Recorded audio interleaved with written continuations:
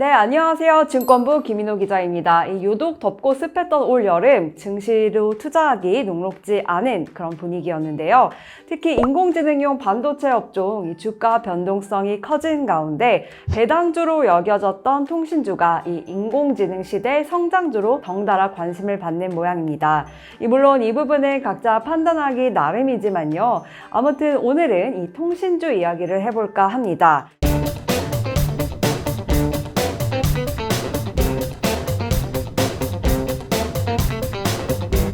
이 미국 중앙은행이죠. 연방준비제도가 9월에 기준금리 인하에 나설 것이라는 그런 예상을 타고 배당주 투자 선호가 부각되는 분위기인데요. 자, 여기에다가 이 AI용 데이터 센터 확장과 또 AI 서비스 출시에 따른 매출 증가 기대감이 동시에 섞여들면서 이 통신주 선호도가 예전보다는 더 커지는 그런 분위기입니다.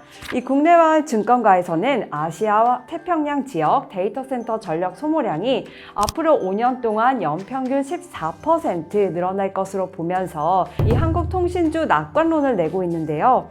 증시 전문가들은 국내 주요 통신사 중에서는 SK텔레콤이 유일하게 올해 이익 성장세를 이어갈 것으로 보고 있습니다.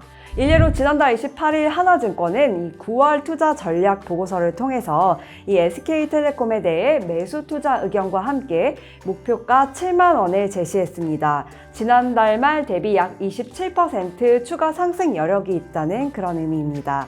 자, 이 보고서를 낸 김홍식 하나증권 연구원은 이 SK텔레콤이 AI 사업 수익화에 나선 것과 관련해 이 국내 통신사 3사 중에 유일하게 2023년에 이어 올해에도 실적 성장세를 이어갈 것으로 보인다면서 이 SK그룹 지배구조 개편 가능성이 높은 것도 주가에 긍정적인 영향을 줄 것으로 보인다. 이렇게 설명을 했습니다.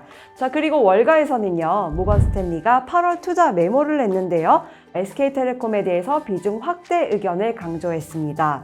이 모건스탠리 측은 SK텔레콤의 경우 최근 주가 상승에도 불구하고 AI 관련 데이터 센터 사업 또 서비스와 관련한 잠재적 성장 가능성이 일부 반영되지 못한 것으로 보인다면서 이 SK텔레콤 주식은 EV 대비 에비타가 4배 미만으로 거래되고 있는 반면 이 배당 수익률이 6%를 넘어섰다는 점을 종합적으로 감안할 때 이 주가 상승 여력이 충분하다고 평가했습니다. 이 EV 대비 에비타 배수는 이 기업의 수익성과 또 현금 창출 여력을 평가하는 기준으로 이 기업 인수합병할 때 가치 평가를 하는 핵심 지표로 활용되죠. 자, 이 기업 가치인 EV를 에비타로 나눈 값인데요. 이 에비타라는 건 이자 비용과 세금, 또 감가상각비, 또 무형자산 상각비, 차감전 이익으로 나눈 것을 말합니다. 이 한국 증시가 맥을 못 추던 올 여름 7월부터 8월 이 두 달간 SK텔레콤 주가는 약 7% 넘게 올라섰습니다. 이 해당 기간은 한국 유가증권 시장이 미국에 앞서 매도세가 확산되면서 변동성을 키운 시기이죠. 또 같은 기간 코스피 지수는 4.3% 하락했고요. 또 다른 통신 3사 중 한 곳인 LG유플러스 주가는 0.3% 뒷걸음질했는데요. 여기에 비하면 SK텔레콤 주가는 비교적 선방한 셈입니다. 자, 이 SK텔레콤 주가는 지난달 8일 장중 56,400원을 터치하면서 기존 52주 신고가를 넘어선 후에 또 같은 달이죠. 8월 23일에는 56,500원을 기록해 또다시 신고가를 깨면서 강세를 이어왔습니다. 이 SK텔레콤은 오는 12월 엔비디아 AI용 반도체를 적용한 데이터 센터를 여는 한편 또 구독형 AI 클라우드 서비스인 GPU AAS를 출시할 계획이라고 하는데요. 이 AI와 클라우드 사업을 키우기 위해 올해 1월에는 미국 기업 람다에 $2,000만 투자를 했고 또 이어서 7월에는 미국 AI 데이터 센터 통합 솔루션 기업인 스마트 글로벌 홀딩스에 $2억 투자한다고 발표했습니다. AI 관련 사업 성장세 외에 금리 인하기에는 배당주 선호도가 높아지는 경향도 주가 상승 전망 배경입니다. 이 시장에서는 연준에 이어서 한국은행도 10월에 기준금리 인하에 나설 것이라는 예상이 지배적인데요. 이런 가운데 뱅크 오브 아메리카는 이 아시아 태평양 지역에서 앞으로 5년간 AI용 데이터 센터 수요가 늘어날 것으로 보고 이 한국 KT와 또 중국 GDS 홀딩스를 매수할 만하다는 의견을 냈습니다.